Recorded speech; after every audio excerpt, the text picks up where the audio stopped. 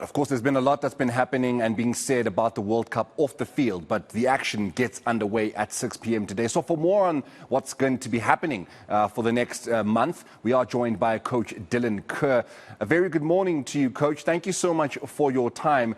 We heard with the FIFA president yesterday lambasting the West, lambasting Europeans. We've heard all of the talk off of the field, but it all gets underway today. Perhaps for, those avid football fans, it's not a match that they would have picked to want to watch, Qatar up against Ecuador, but this is a World Cup. Any match is different from an international friendly, for example. So let's start with today's game. As a football man, as a man that is a coach, as a man that has played the game, what are your thoughts and what is your take on a Qatar-Ecuador encounter?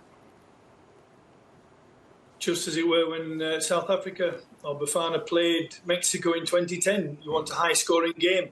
You want to start the game and start the competition with a win. And on previous World Cups, the opening group stages are very, very cagey. They're a drawn affair. Not much action until the last 16, the quarterfinals, when it goes to knockout. But I think everybody's on a even keel this year because the season started and the World Cup started in December, so in November and December. So it's going to be interesting. I don't think there's a favourite this year. Usually in the run up to the World Cup, at the end of the season, players and teams have the chance to rest, relax, and then go prepare for the World Cup. But as you see in England, the Premier League fixtures only finished last week. So I think everybody's on level par for this World Cup.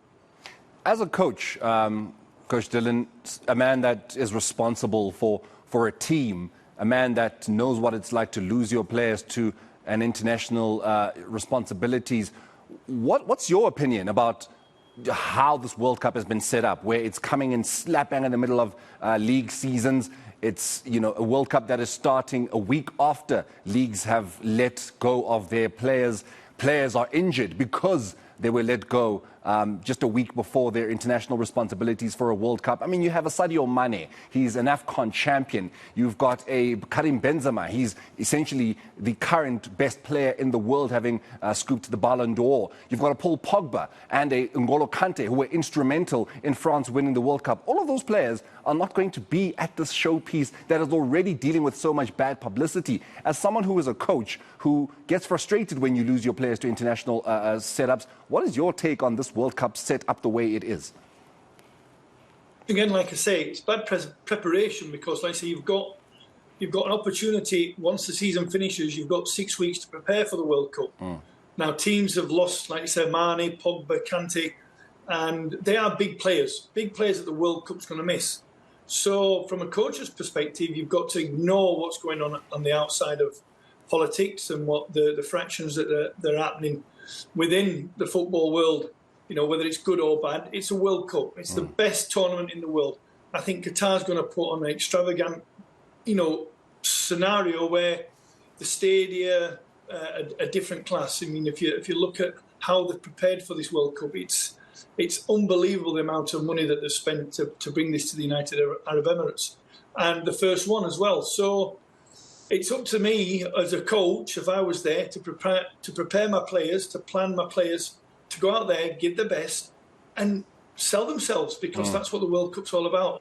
Underdog teams that, people like in Japan and Iran, Cameroonians, you've got South Koreans, they sell themselves in these tournaments, and the money is in Europe, the big stages in Europe, and that gives the players the opportunity to surprise a few players and a few teams in the World Cup.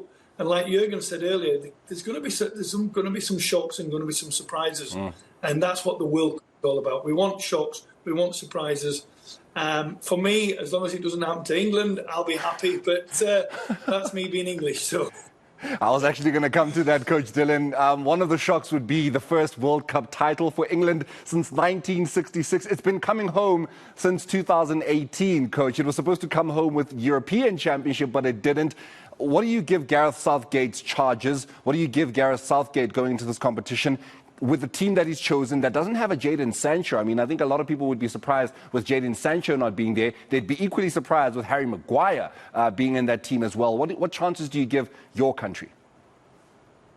Well, I mean, up until the run-up, they've had a disastrous European Nations tournament. They've not done very, very well in the friendlies. So, but in previous World Cups, they've always done well, and obviously the English media go overboard that they're going to win it this time. They're bringing it home. The Lionesses brought it home this year, so they are under increased pressure. And like I say, you've got an extremely talented pool of players to pick in England. And Gareth Southgate has picked, hopefully, a squad that'll, at least get us to the semi-finals. And that's something that, England have got to aim for. But, like I said, there's a lot of other teams. I'm looking at the African teams. I mean, Ghana, 23 European players that are playing in their squad. Senegal, 24 are playing in Europe. Cameroon, they've got 21 in Europe, 1 in China, 2 in the United States. And if you look at Tunisia, they've only got 8 players in Europe. They've got 11 in the United Emirates playing. So, it's the team that wants to go out there and bring that World Cup trophy home. And I think everybody's got a chance this year because of the way that the World Cup has fallen. And we can't criticise, where it is now. It's there. We've got to cope with it. We've got to get on with it. We've just got to enjoy this fantastic spectacle because it's the World Cup. Yeah. The only problem is Bafana not in there. And as an Englishman living in South Africa, I wish that these colours I'm wearing would have been playing in this fantastic Qatar World Cup 2022. I'm totally out of time, and I'm not supposed to be asking this question, but I need to ask it because you're a PSL coach yourself, and I mean you're a big supporter of South African football and a lover of South African football. In a couple of seconds, there is no PSL player in Qatar for the World Cup. Is that an indictment of this league?